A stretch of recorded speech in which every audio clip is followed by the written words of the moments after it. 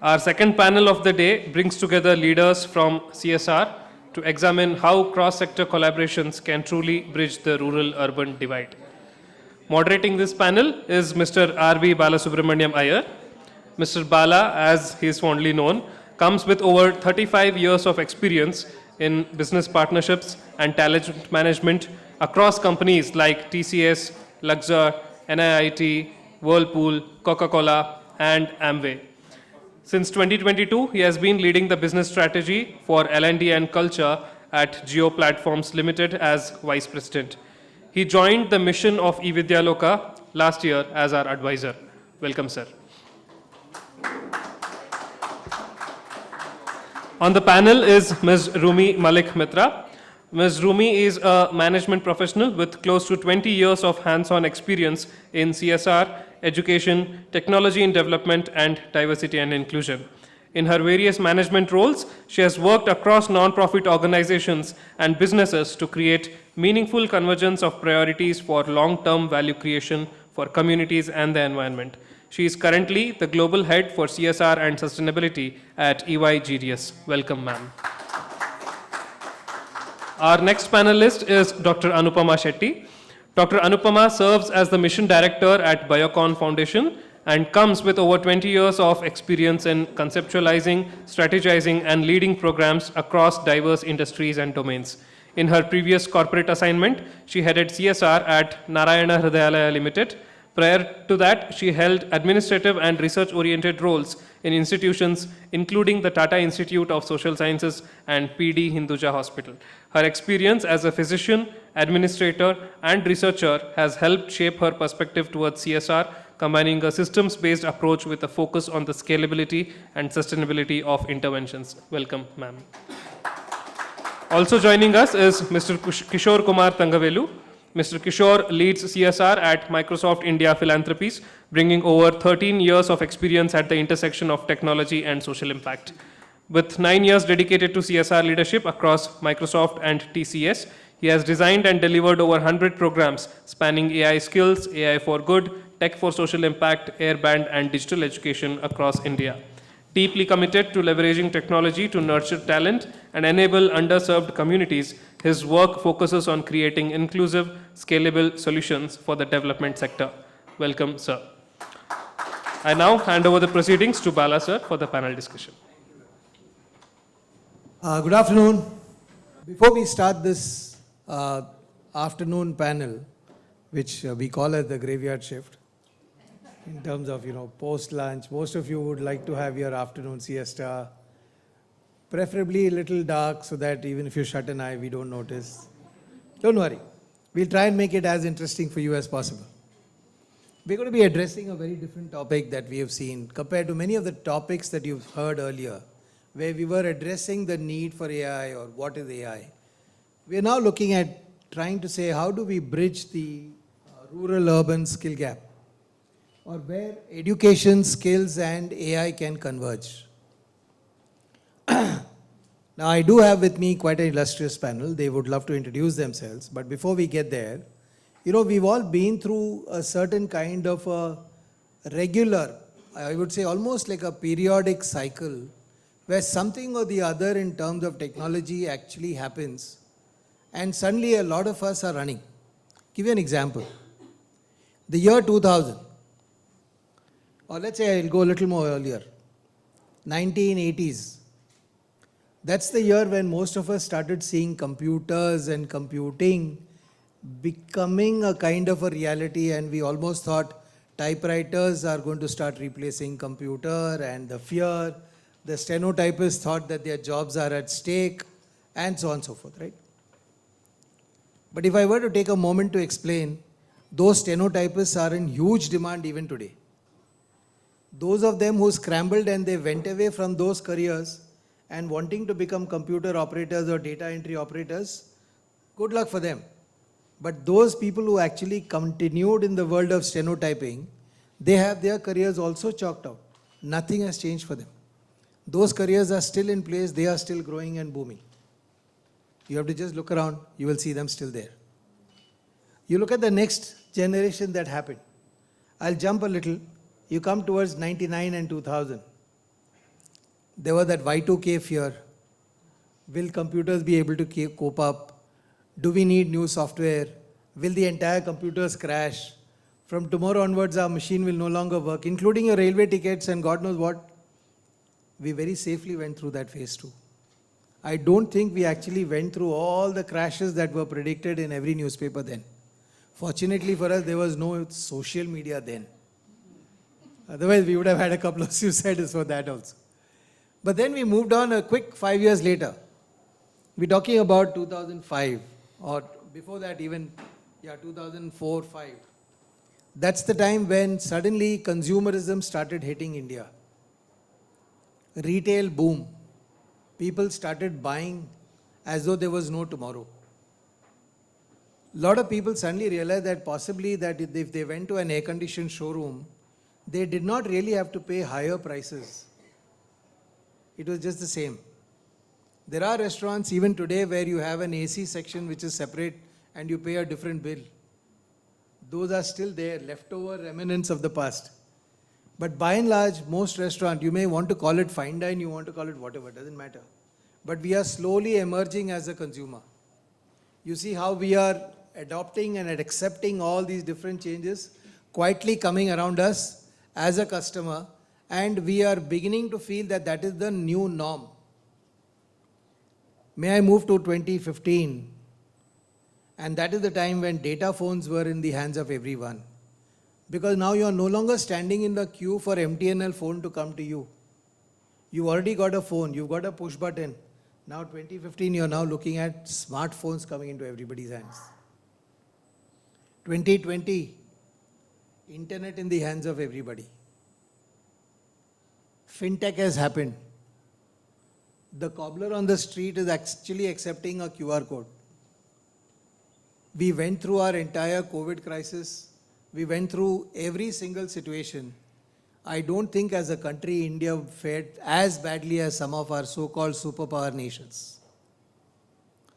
And when we are now looking at 2025, and the so-called threat of AI that seems to be emerging in the eyes of everybody, saying now AI is going to replace everything. Teachers are going to lose their jobs. We heard that a couple of times in the morning today. Will AI supplement a teacher? Will AI replace a teacher? Will AI run an independent classroom? That happened in our education world. But again, if you look at it, whether it is a doctor or whether it is in any other phase that we want to talk about, suddenly AI is being named as the new evil. So you look at it, we periodically seem to, every once in 5 years, seem to invent one demon or a devil for us to keep fighting with. And then again we invent another one. In which case, I would say that it's better we start getting prepared for 2030 right now, using that same AI. Isn't it? Because you've already done that periodically every 5 years, since 80s. Now having said that, we've already now in the title of the day today, we've already talked about saying education and skills. Because when we were studying in school, we were told that if you are not good at education, go and join an ITI, pick up some kind of a skill, and then you will be good for something at least in life. Education and skill never came together as a concept at the term of education level. Today I'm glad to be on a panel where we are actually going to be talking about both of them together. Because today the future generation where we are talking about, we are willing to bridge, we are willing to embrace the fact that education and skill needs to go together for the future generation. And at this point of time, I would request each of our panel members to kindly introduce themselves and tell us about who they are and where do they come from.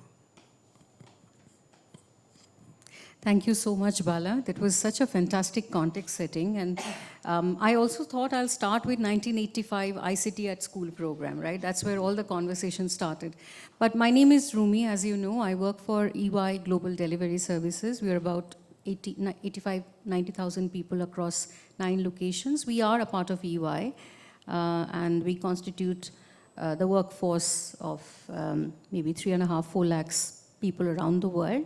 Now, when we look at what do we stand for, what is it, how do we want to bring a change in the world, we do believe the importance of technology and future skills and preparing young people for the future. Of course, it goes without saying that climate change and sustainability remains a central part of our thinking too.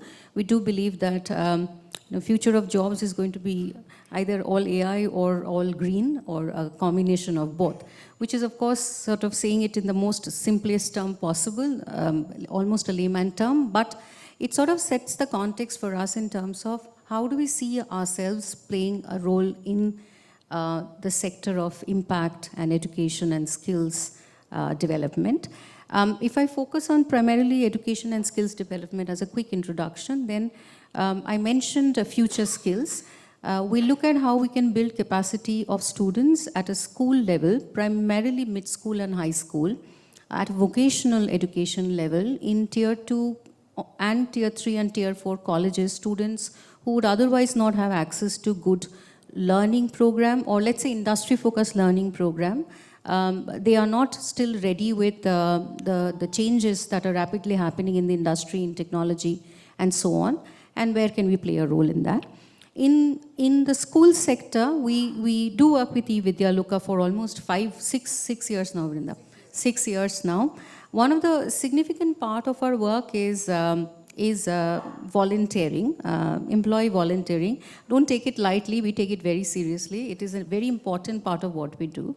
Our whole motto is that we can help the world better if you're able to leverage our skills and competencies, and we have proved to be quite right in most contexts. On an average, we have about 28,000 employees across the world, largely from India, who volunteer across many different programs that provide them an opportunity to use their learning, their skills in training, mentoring, and so on. With e-vidyaloka, of course, we have been working for a long time in distance learning program for young students across more than one state now.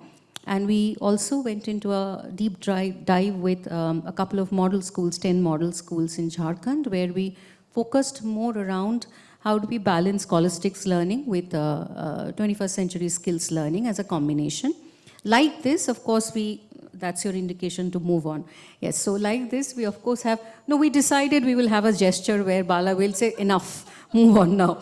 But I will, yeah, so that's okay. So quickly I'll say in terms of the context that we are talking right now, of course, technology-enabled education and technology education remains a key focus, with the consideration that no learning skills program is enough without a right combination of, let's say, adaptability skills or 21st century skills, or skills that would prepare you to be surviving for the future. In AI, we started thinking through around where is it that we can play a role. We started with the vocational and college learning ecosystem. At this point of time, we believe that foundational AI learning is very important for a lot of people, lot of young people to start understanding what AI means. So this year itself, we are looking at reaching 150,000 young students to understand what AI means, what can AI do, and most importantly, understand responsible AI practices. In parallel, we also have introduced a number of such programs in the high school sector. We are figuring out what is it that we can do best in the mid-school sector. Again, focusing on understanding, helping students to understand what is AI before they get into learning, let's say, prompt or anything like that. We believe the AI journey is going to be both for STEM and non-STEM students. So we are very deeply focused on ensuring that non-STEM students don't feel left out in the journey of AI, and that's significant for us too. A second-hand gesture, so we'll move on with that. That's all. Hello. Yeah. Good afternoon, everyone, and thank you. And thanks for Bala for starting it on an optimistic note. So if you have said people have crossed 5 hurdles, then people will cross the upcoming 6th and 7th hurdle, might be a Trump hurdle. They can cross all hurdles. So I think that is the optimistic way to begin. So I take care of CSR in Microsoft, and I am trying to kind of currently be part of a mission where our goal is by 2030, credential 2 million people with AI skills. So it's not just enable or touch. It's like make them certified, make them get that application knowledge, and see to that that in return is making them to create economic opportunity out of it. That is what is we are trying to do now. And as part of the current engagement, I think with e-vidyaloka, I think one of the focus program is something called Build Rural Artificial Intelligence Network. So I think these children were outside, you would have seen them. So the focus is there, take AI to the institutions which are at the rural hinterlands, make it a component of the institutional curriculum, make sure that children appreciate AI, apply, see to that it is for the societal good, and when they have learnt and applied, give them the wings to kind of demonstrate and see that they become experts out of it.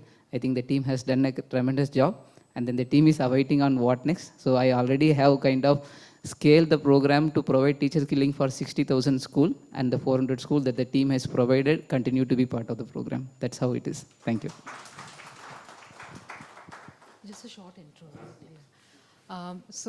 Good afternoon, and I think my introduction was already given. So I'm the mission director at Biocon Foundation. So we have been engaging in various fields. Obviously, education forms a very large part of what we do, and given our background and our emphasis on science, most of our programs are science-backed programs, and we collaborate with various NGO partners. I haven't had the pleasure of collaborating with e-vidyaloka, but yes, I did catch up with Brinda when we organized an education conclave last year. And so in the space of education, as I mentioned, STEM in schools is something that we engage in. There's also a Women in STEM program, Women in PhD program. So that's been the journey. And I have often wondered and worried about how AI would play out in schools, given our experience at a ground level. But I'll come back to that later. And so this is about our journey so far. Thank you very much. So as we get started on this topic, so let me remind you on the topic where education skills and AI can converge, bridging the rural and urban skills gap. So we are also looking at can AI be a companion to teachers, right? We talked about it. We also saying that, okay, can AI be like a companion to students rather than something which is a replacement or an argument to learning or all this stuff. I mean, there are so many things that AI can also do over and above teaching alone per se. And there are so many fields in which AI can be supportive. It doesn't necessarily have to just be in the classroom in your face all the time. But how can we make it as a useful companion beside us all the time? So that's the part. How can we create the usefulness out of it? And the other is obviously the corollary or the flip side of it. What are the dangers of bringing in AI? We are dealing with very, very young, susceptible minds, young children. We are exposing them to AI. We possibly do not know. In the process of saying that they need to have exposure to AI, you possibly are giving them a complete exposure to the entire wide world of the internet. And many schools are very scared about it. Like I think one of the sessions they were saying that, I think Rahul mentioned that in his presentation, where he said that, okay, we need to make sure that there is cyber security, cyber safety, certified when they actually have the necessary infrastructure in the school. So how do we make sure that all of these things happen? So to begin our conversation, we are going back to Anupama. And the first question that we are requesting her to dwell upon is in terms of saying that, okay, under the Vision 2035, what would you define as the balanced use of AI for students? Thank you. So we had the pleasure of organizing an education conclave just a few months back.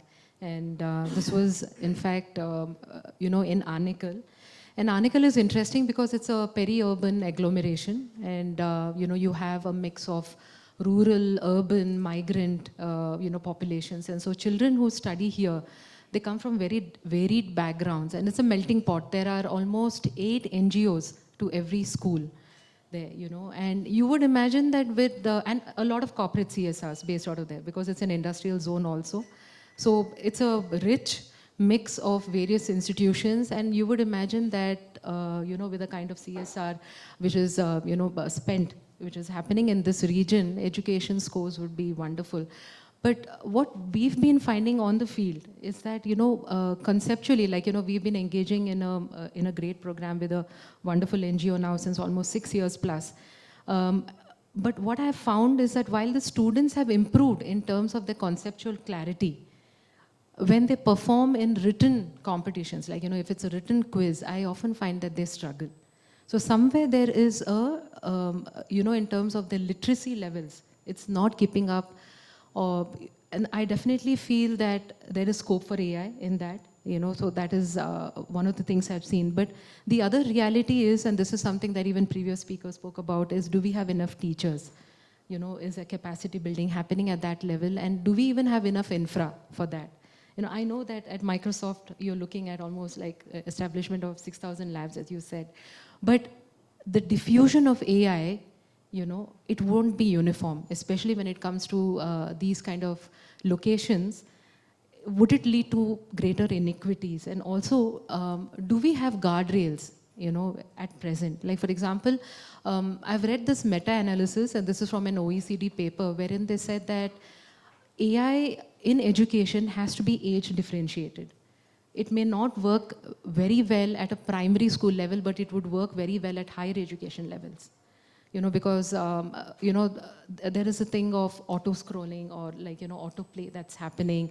And in case of primary education, human in the loop is very important. Like, so in the sense, having the teacher actually being there. So these are just some worries or concerns that I had. And of course, I don't have the rich experience that, Rumi as well as Kishore here have in AI. But given my experience, with the current set of schools that we engage in, these are some of the worries that I wanted to kind of voice. And I'm sure Rumi and Kishore would be able to, pitch in on the pros of AIs also. So with Kishore, I think we'll move to a different topic, which is in terms of on the same lines. Because we had Rahul who came in earlier, and one of his points that he brought up was an area which he said that connectivity, curriculum, and compute or cloud. He said these are the three pillars that we talk about. And maybe we'd like to hear your views as somebody from Microsoft in terms of reflecting upon those areas of saying how could AI and education readiness be integrated with this?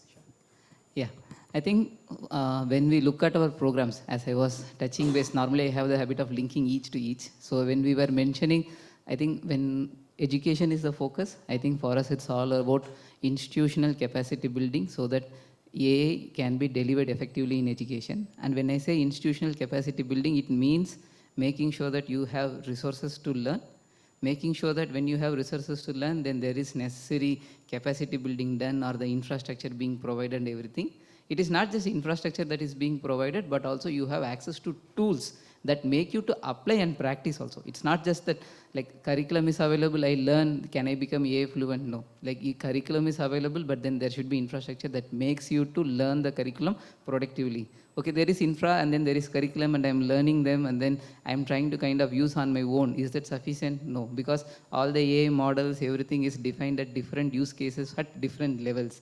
Do you have applications that are applicable to you?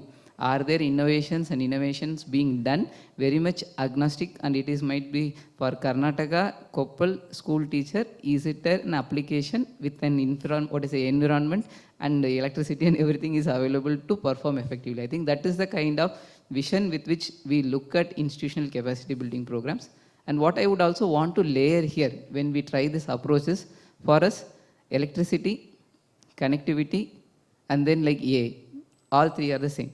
Maybe we can say India is 100% electrified or 94% electrified, or we can say India is at 67% internet connectivity, people are having internet, or we can also say India is at 20% AI diffusion, people are using, but then actually this is not providing you the correct implementation for your outcome in education. When I say 94% electricity means, is it stable electricity that is available through the year to productively learn, apply, and then can I kind of deliver outcomes out of it and then excel in life? Then if you put that kind of metrics, might be 94 will come down to say 60. And then if I say I have internet, 67% of them, might be it is mobile internet, data, like with Reliance, like we have, all of us have internet. So, but then whether that is that stable internet that is being provided with access, bandwidth, which makes me to learn, apply and become like the student who was here. I think he's an entrepreneur like him. Then again, it will come down drastically to say 20% or 15%. Then AI diffusion. Yes, everyone is using AI, everyone is using ChatGPT, everyone is using Copilot. But then how many of them are using those necessary productive applications to kind of excel? Then again it will come down to 4%. So which means there is a difference between what is there and how do we consume, and then we need to kind of look at what is all the programs that we do will help accelerate it. Sure.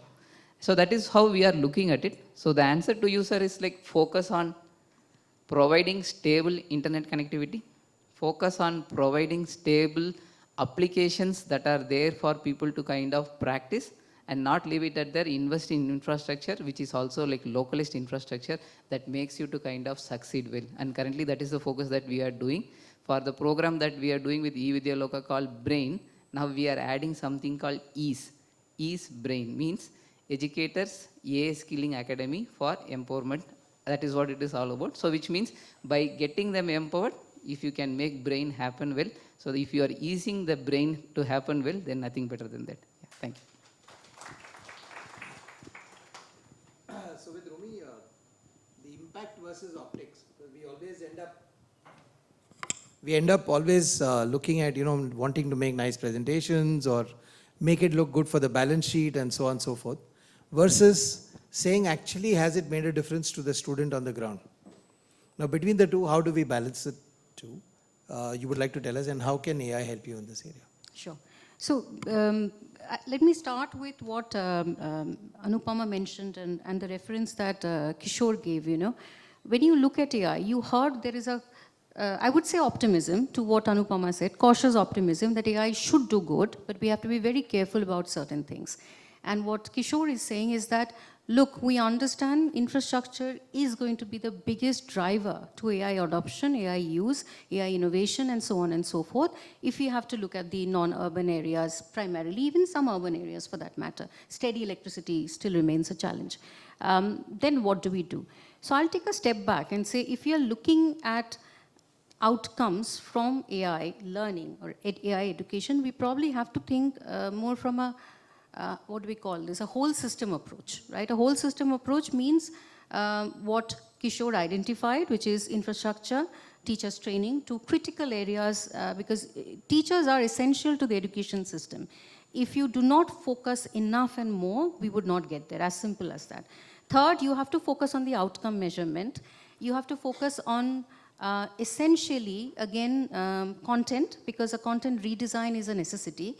And you cannot miss not focusing on ethics and responsible AI.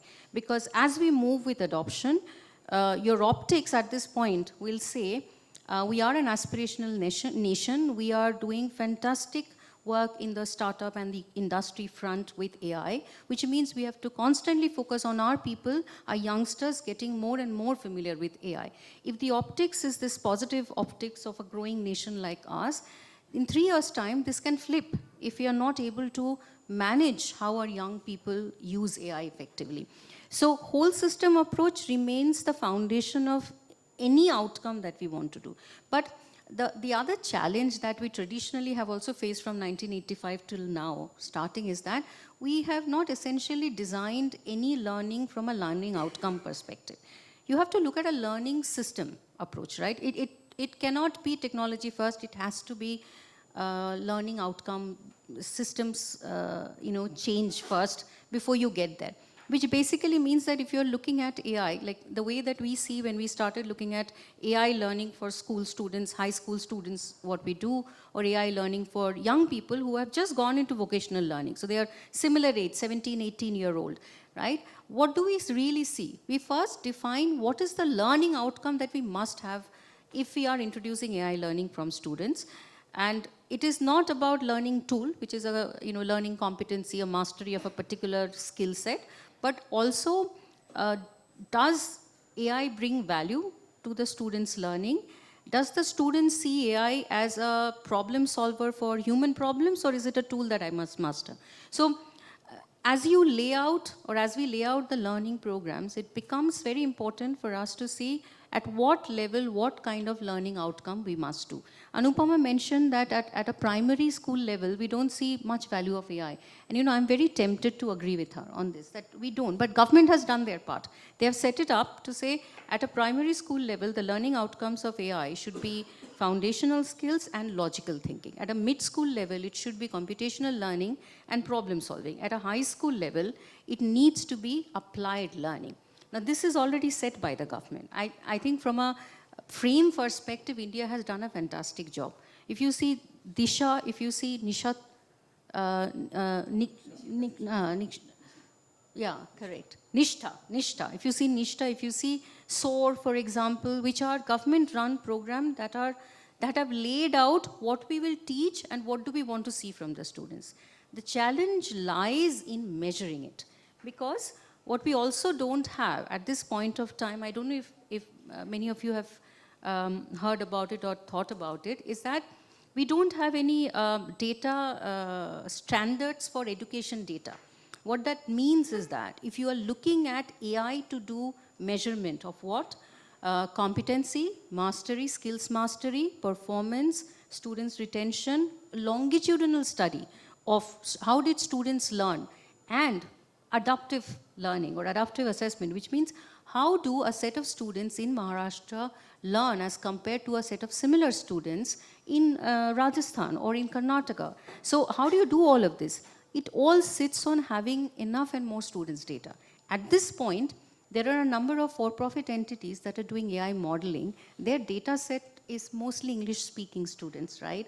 So even if you have to run any of these assessment, AI's advantage is diagnostic. It's about case-based assessment. It's about competency assessments. Most of the top-tier LLMs already have this. But if you have to do it at the school level, first and foremost, you have to have that level of data access. You have to have a whole batch of students going through AI learning. And most importantly, outcome-wise, that we should be able to measure is basically, applied AI, right? Where we are saying, if a student is learning AI, how is the student able to use what AI brings on the table, research, lab scenario or calculation ease, to applying that kind of problem solving to, let's say, pollution data or waste management data. How do you do smart sorting of waste management? So to conclude, I think we tried to think through some of these as we were designing the program. As I feel, 100 schools for us would be a pilot, right? I mean, Kishore won't even go to 4-digit. He'll have to land at a 5-digit number. But you see, the challenge we face is 3 years down the line, if somebody says, did the students build agency and competency, not just skills mastery, but applied skills mastery, then we'll have to chalk that path out. And that's where I think we are trying to still figure out, where do you start assessment, how do you tune in the learning content in a way that it allows students through a period of time to do all of these that you expect AI to deliver. I think that's a tall ask, yeah, but we have to get started somewhere. Okay, given the slip of paper that landed at our desk a few minutes ago, what we're going to do is that we're going to combine the next question into one question for all of us. Right? So that we'll take a shot at it. That is the only way we'll be able to take some questions from the audience. So we'll be generous with our time on that front. Okay? So between foundation to future, we talked about the role of CSR and AI in education. So that's one point that we had to discuss about. The other one was in terms of readiness of our policies and governance, including that of NEP with AI in education. And the third area we wanted to discuss was careers and classrooms in terms of both ethical and responsible use of AI. So may I request you to take a minute and just talk about it in terms of what your views are. So I'll come in from what I think CSR at least should be doing. And I believe already, of course, both Microsoft as well as E&I, they have a beautiful framework which is laid out. But I believe some form of longitudinal research is definitely required in our context, in order to get some empirical data on how is it shaping up, like, AI, and how do we influence the design. And also very important, I think, Rumi, you picked on that, but I wanted to mention that the student voices here, is something that we really need to focus on, and agency of the student reflecting and how the AI curriculum is coming about, that is also very crucial. So just 2 inputs from my end. I think what I would add is government, as Rumi ma'am said, I think has already made it from next year. A will be there from class 3 onwards at different boards, let it be CBSE, SCRT. That is what they are trying to kind of push on us. But when they do that, I think they have done two things well as of now. One is they have a national curriculum framework, which is good. They have also built good industry relevant curriculum also under SOAR, etc. And they are also trying to focus on teacher training program through Nishta. So these three they have done well. But where they are lacking and where there would be lot of challenges is we are a diverse country, and even within those 4 boards which are there in the school education itself, the learning outcomes deployment will be of numerous challenges. And I think partners like all of us, like especially Microsoft, e-vidyaloka, e-vidyaloka, everyone in this room, how we kind of take that framework, leverage those resources, but then try to kind of build at scale, but again modular, sustainable, regional level programs which can kind of help achieve the intended outcomes and frameworks is where the success of that initiative lies, and that is where all of our roles are there, and I hope we all can contribute to it. That's what I should say. Thank you. I will not repeat what has already been said. Longitudinal study is important. The idea of leveraging what government has already done and making it more effective going forward. Because the biggest challenge we face in India is the daunting scale, right? Pilots will always be successful, scale always remains a problem. That's where we stand. I do think that it is, like I said before, it is important to focus on responsible AI. But responsible AI is not easy to be taught to young people of 14, 15 years because they will treat it as moral science education and then say, I'm not going to join the class or I will not listen in. But we don't have an answer right now, but I do believe in all the content that we have been developing for students, we've got to start with the aspect of ethical AI. Because if you're not able to explain why data privacy matters, why consent matters, why just because you know how to upload a picture doesn't mean you can, you know, all of these needs to be probably structured in a way that a youngster can understands the value, and it's got to be responsible first before you say, oh, tool competency first. So I do see this as one, and we have decided that in any program we do, this is going to remain a central focus for awareness building and all. And from a CSR perspective, we definitely, it goes without saying that you've got to synergize, you've got to collaborate, you've got to join hands. Because every organizations bring different competencies on the table, different, if I may put it this way, different mandate, isn't it? And there is a great opportunity for mandates to sort of converge and build on each other's networks and understanding, and college connects to school connects to state relationships and everything, right? So if you have to do a system change, you've got to be coming together to be able to do that. And I think that should remain a focus of CSR going forward.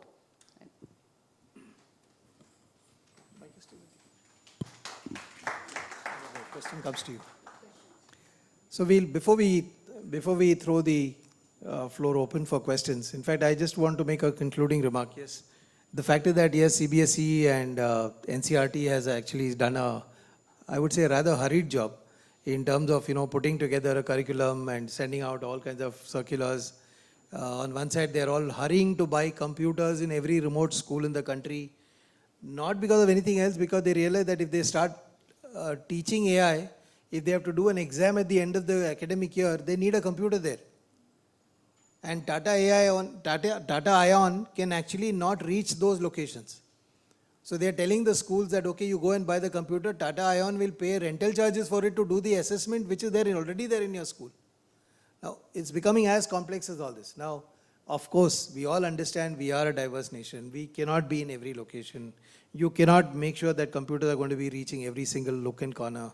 We have to find all our jugaad solutions. All that is fine. But when we started off with this topic about the rural-urban divide, I'd like to conclude with a small another remark, which is in terms of saying that, listen, we are all so busy, our fidgety nature that we are in today. Our attention to, anything which is being spoken in this room also for that matter, or anywhere else, more than a minute, my attention is already gone. Imagine if this was a student sitting here and he is not able to focus for more than a minute in front of the teacher. That evening he would be seeing a doctor, right? he would be diagnosed as an ADD or ADHD or whatever those newfangled diseases are. And when it comes to a child, we end up putting all these kind of labels around them. What about us adults? Are we able to sit down and focus on a conversation? Think about it. What are we doing versus what are we expecting the next generation to do? Same applies for everything, including AI. With this, I'd request if there are any questions from the audience. Yes, sir.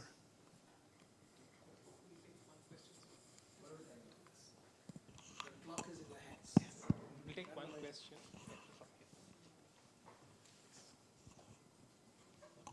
Hi, good afternoon. I'm Akshay. First of all, I just want to say thanks to you all to be doing what you guys do every day. It's a great thing to lead a life with such great meaning. So I work with a communication agency. We design behavior change communication campaigns. And when we design campaigns, the efficacy of our campaigns is dictated by how specific are we when we design those campaigns. For example, hand washing. Okay, if you have to solve for hand washing, what are the key behaviors that you need to design for? Which is, 6 critical times when you have to wash hands, what to do after that, safe water drinking practice. So there is very specific thing. Coming down to the AI part of it, in healthcare it is quite direct that there are very specific metrics that are out there. But when it comes to education, and then when it comes to AI, those are two such broad terms that I wonder whether are we very specific of what we mean when we say that AI should be implemented. Yeah, implementation A, it is awareness. Second, they should be using AI to do something. To do what? To using what? So how specific are we when we go about thinking about AI in the education? So that's my question to you all. I think I can help on it a bit based on what we have been doing. I think when we look at school education as a whole and we look at EA as it from the other lens, I think it is like at each level of your grades, I think it is more of specific outcomes we wanted to achieve it. So if you are someone, say from, I would say government is saying 3, but it's fine, it's okay, class 3, but it's okay, even you can say class 5 is good to go. I think it is more about, okay, like how am I learning planets, how am I learning about science, botany, everything. So I think first level is also to say, everyone is saying AI, so what is it? As a technology which is all around me, am I learning it? Am I knowing it? Am I kind of understanding how it operates? Because like children are smarter than us altogether, have access to tool all the time. And so I think that is like the first outcome always. Because it's there, did you make them to know about it? Did you make them to kind of understand it and use? One. Second is it also comes with the problem of it can lead to somewhere. So I think it is always embedded with the responsible AI principles and other guidelines and everything which Rumi emphasized much on it. That always comes as like +1 caveat there. That's like your one. What is it? And when I get to know what is it, and when I started using it very randomly wherever I want, people are now becoming friends with AI and nobody is speaking to parents. A lot of problems are there. I have spoken to many school children. Like they are not even speaking to their parents. AI will tell, I'll take care. And the other fact is when AI gives them an answer, they believe it to be a God-sent truth, right? Yeah. The idea that you can also question that or check source and all of that. So there's quite a bit of that work that need to be done. I think that is one. Second is like, why are we learning? Every child, why are they being sent to kind of think logically, do all the next level things which you are expected out of them, reasoning and all those things. So I think now, how do you use AI as an application, technology, tool and everything to enhance that, not replace it, but then kind of, because you always say one child is at one level, one child is at other level, and then if I would have been given this, I would do well. I am at rural, if I am solve all this with AI as a solution at different things to make them enhance the competencies that they are supposed to gain as part of their fundamental learning to the next level. That is number 2. Once you have known how to use, and once you have started using it to build your competencies as you are growing up in the grade, I think now it is as a responsible child, you are expected to kind of start applying it for the societal challenges, because normally that is what all of us will do. Like you learn science, then you tell, like do science exhibition. You learn language, you exhibit to kind of show about it. I think that's more about now you have something and you have something that is helping you in enriching yourself. apply it to solve something in the surrounding and see that how you can be of much value to the thing. That's third. Once you have done this 3, then you also now go into your next level ages like 9, 10, 11, because now it comes in my future, career, all those kicks in, and you already know that people who are working, we ourselves do not know what is our job tomorrow in the AI transformation. So they are at 9th and they have another 6 years of journey to go there. So which means careers are transforming, job roles are changing, and then still studying a curriculum which does not have that knowledge on what those future careers are. I think that is like fourth. Introduce what career means, what changes are happening in your careers, what is AI making it happen, so that your alignment with your skills that you gained and your interest for that career, with this matching, you are able to kind of align yourself and then pick and choose those traits and then do well. That's like 4. 5 is like, okay, now I have chosen that skill. I went there, I went to those careers. Now you are supposed to kind of apply and demonstrate and become an expert there. And then that is where now you start using all your co-pilots and your next level GitHubs, and then try to kind of solve problems. Like, because productivity is very important. You cannot keep doing in the fast-paced world when others are doing. How can you do that work in 3 days, 5 days to become that master and then excel yourself and get the jobs? I think that is your 5th.